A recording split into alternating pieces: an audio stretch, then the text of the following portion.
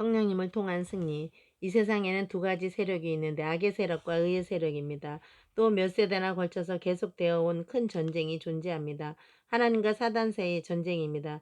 전에 내가 몇몇 젊은이들 앞에서 이야기했을 때 한 젊은이가 이런 질문을 했습니다. 왜 하나님은 악마를 만드셨을까요? 그들에게 나는 이렇게 대답했습니다. 하나님이 악마를 만드신 적은 한 번도 없습니다. 설명해 드리죠. 이사야서 14장에서 루시퍼는 한때 모든 피조물 중에서 가장 아름답고 가장 지혜로운 자 가운데 하나였음을 알 수 있습니다. 여러분도 알고 있듯이 천사들은 피조물입니다. 하나님이 사람을 창조하시기 전에 하나님은 천사들의 군대를 창조하셨습니다. 천사들을 창조했을 때 하나님은 미가엘, 가브리엘, 루시퍼 이들 세 천사에게 다른 천사들보다 더 큰 권능을 주셨습니다. 하나님의 말씀을 보면 루시퍼는 아침의 아들로 불리워지며 하나님이 창조하신 모든 천사들 중 3분의 1을 관장하는 권위와 지위를 주셨습니다. 어느 날 루시퍼가 하나님의 권위와 권능과 예배에 대해 하나님을 질투하고 있음을 명백히 드러났습니다.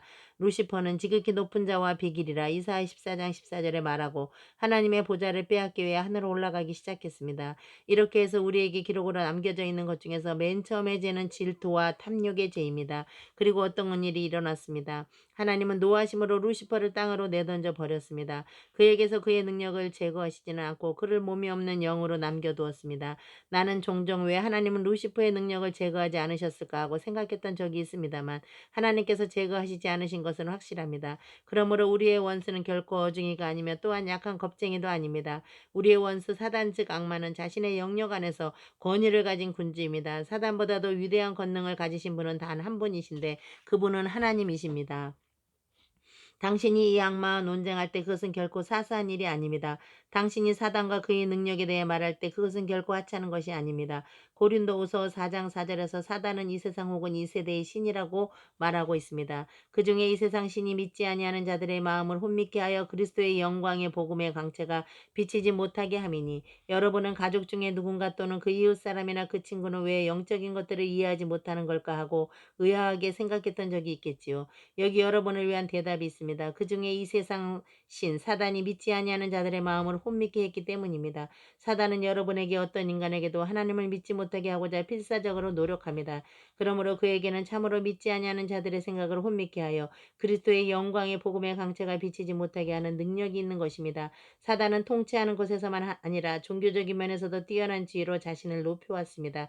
그는 전능하신 하나님께 속한 예배를 요구하고 있습니다. 그는 여러 가지 거짓 종교단체의 기만을 통하여 인간들에게 자기를 경배하도록 합니다. 당신이 얼마나 종교적인가 하는 것은 그에게 관심이 없습니다. 사실 그는 당신이 종교적이길 원하고 있습니다. 그러나 종교적인 것과 거듭난 그리스도인 되는 것 사이에는 커다란 차이가 있습니다. 사단을 숭배하는 사람들은 반드시 종교심을 없애야 할 필요가 없으며 종교의 적이 되어야 할 필요도 없습니다. 뿐만 아니라 사단의 지배를 받아 멸망당하는데도 종교의 적이 되거나 종교심을 없앨 필요가 없는 것입니다. 그러므로 아시다시피 이 마지막 시대 확실히 지금은 교회 시대의 마지막 때입니다만 예언은 시시각각으로 성취되고 있습니다. 그러나 하나님의 영이 우리에게 경고하셨듯이 우리는 이 마지막 시대의 종교에서 강력한 기만들과 거짓된 것들을 주의해야 합니다. 예수님께 대해서 이야기하는 것과 살아계신 하나님의 아들로서 그분을 영접하는 것과는 전혀 별개의 것입니다. 여러분이 예수님에 관해 이야기한다면 사단은 개의치 않습니다. 남자도 여자도 젊은이도 모두 예수님을 단지 한 인간의 훌륭한 모범자로서 보고 또 역사상의 가장 위대한 사람으로서 밖에 보지 않는다면 사단은 그것을 매우 기뻐할 것입니다. 사단은 그것에 전혀 마음 쓰지 않습니다. 그러나 사람이 자신의 개인적인 구세주로서 살아계신 하나님의 아들을 영접할 때 그는 그냥 있지 않습니다. 그것은 전혀 별개의 것입니다. 그것은 사단의 분노를 자아내게 합니다. 내가 지금 말하고 있는 것은 매우 중요한 것입니다. 여러분이 어떤 종교단체의 열렬한 신봉자가 되어도 만일 그것이 주 예수 그리스도를 중심으로 한 것이 아니며 전능하신 하나님의 주권을 인정하지 않는 것이라면 그것은 사단의 위조품을 중심으로 하는 종교단체입니다. 그래서 사단이 이 세상 신이라고 불려지는 것은 지극히 당연한 것입니다. 그는 언제나 속임수로 역사합니다. 예수님은 사단을 거짓말쟁이며 거짓삽이라고 말씀하셨습니다. 요한복음 8장 44절. 사단은 그런 자이기 때문에 그런 진리를 따라 움직이지 않습니다. 그는 진리라고 하는 어떤 것도 인정하지 않습니다. 참으로 그의 성품은 속이고 기만하는 성품이며 오늘날 전 세계적으로 큰 미혹과 기만이 존재하고 있습니다.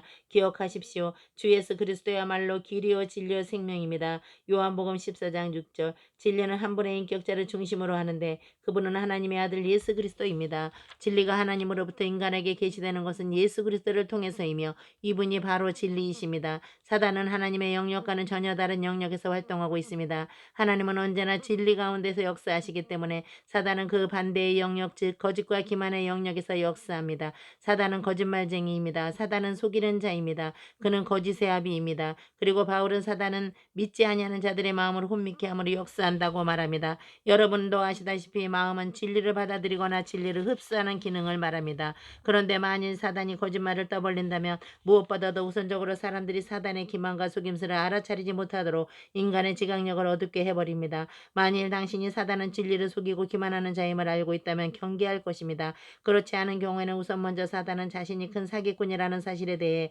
당신 마음을 속이기 위해 혼미케 하지 않으면 안 되므로 그렇게 해서 당신이 그의 속임수를 눈치채지 못하게 해야 하는 것입니다. 그러므로 사단은 실제는 거짓을 제공하고 있지만 진리를 제공하고 있다고 사람들이 믿도록 속이기 위해 먼저 빛의 천사로 변장해야 하는 것입니다. 자, 이것에 대한 말씀이 요한계시록 1장 2절 3절에 기록되어 있습니다.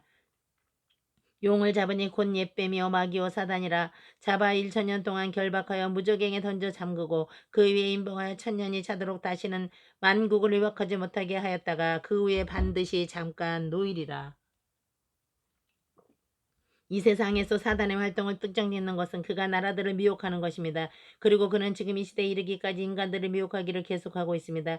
그의 활동은 진리에 대해서 사람들을 속이고 어둡게 하는 것입니다. 예수 그리스도는 진리입니다. 열방과 열방의 지배자들 사이에서 그리고 열방의 지도자들 사이에서 진리에 대한 눈을 어둡게 하는 사단의 활동은 아주 소름 끼칠 정도입니다. 많은 사람들이 이 공중권세 잡은 군주를 따르고 있으며 그의 체계 안에서 노예가 되어 있습니다. 이 공중권세 잡은 군주 사단의 기만이 그들의 철학이 되어버렸습니다. 오늘날의 상황은 참으로 큰 기만으로 가득 차 있으며 인간의 지성은 이 커다란 기만으로 옷 입혀져서 그들의 지성과 육체에서 억압하는 원수의 큰 권능을 깨닫기 시작조차 못하고 있습니다. 이 원수는 결코 진리를 실행하지 않습니다. 그는 언제나 큰 사기꾼입니다. 예배소서 6장 11절에서 사도 바울은 이 사실을 언급하고 우리가 해야 할 것을 지적하고 있습니다. 마귀의 계기를 능히 대적하기 위해 하나님의 전신갑주를 입어라. 바울이 살았던 당시 바울은 내가 지금 말하고 있는 것을 분명히 알고 있었습니다. 우리에게 경고했던 것은 바울이지만 이 위대한 계시를 바울에게 주신 분은 성령이셨습니다. 바울은 악마와 싸웠으며 사단과 또 그의 능력과 거듭거듭 직면하게 되었습니다. 그래서 성령께서는 바울을 통하여 하나님의 모든 갑옷을 입도록 여러분과 나에게 지시하고 있습니다. 그것은 우리가 악마의 여러 가지 계계를 대항하여 설 수 있도록 하기 위해서입니다. 사단은 공식적이고 정당하게 우리에게 싸움을 걸어오리라고 기대할 수 없습니다. 그는 매우 악하고 교활하기 때문에 결코 그렇게 하지 않습니다. 우리의 원수는 우리가 예측할 수 있는 자가 아니며 자신이 하려는 것을 우리가 정확히 알아차리도록 행동하는 자도 아닙니다. 왜냐하면 그는 진리처럼 보이게 하기 때문입니다. 우리에게 어떤 해도 아닌 것처럼 보이는 것일지도 모릅니다. 처음에는 죄가 아닌 것처럼 보일지도 모르지만 그것은 점점 더 커져가는 것입니다. 마약에 덫에 걸려든 젊은이들에게 말해보십시오. 그러면 그들은 죄라고 생각지도 않고 그것을 시작했던 것을 인정할 것입니다. 지금 제가 하는 말에 귀를 기울여 주십시오. 이 원수는 기만과 사기로 지배하는 원수입니다. 그는 혈육의 모습으로 우리에게 대항하여 나타나지 않습니다. 그러므로 사도 바울은 우리의 씨름은 혈과 육에 대한 것이 아니오 예배소서 6장 12절에 말했던 것입니다. 만일 우리가 다른 사람과 싸운다면 우리는 상대방의 약점을 알고 어디를 쳐서 공격해야 할지 알 것입니다. 그렇지만 여러분을 위한 좋은 소식이 있습니다. 남자 여자 누구일지라도 아직 승리가 있습니다. 당신은 그 승리를 움켜잡기만 하면 됩니다. 그 승리는 살아계신 하나님의 아들 예수 그리스도 안에서 발견됩니다. 그러므로 여러분도 나도 하나님의 그 능력이 필요합니다. 왜냐하면 사단의 능력보다도 위대한 것은 오직 하나의 권능, 한 분의 인격자이시기 때문입니다. 그 권능이란 한 분의 인격자이신 성령님에 의해 주 예수 그리스도의 권능입니다. 당신이 그리스도를 자신의 구주로서 영접했다면 단 위례전에서도 패배할 필요가 없습니다. 왜냐하면 여러분도 나도 이 모든 일에 우리를 사랑하시는 그리스도로 말미암아 넉넉히 이기기 때문입니다. 로마서 6장 37절 아멘.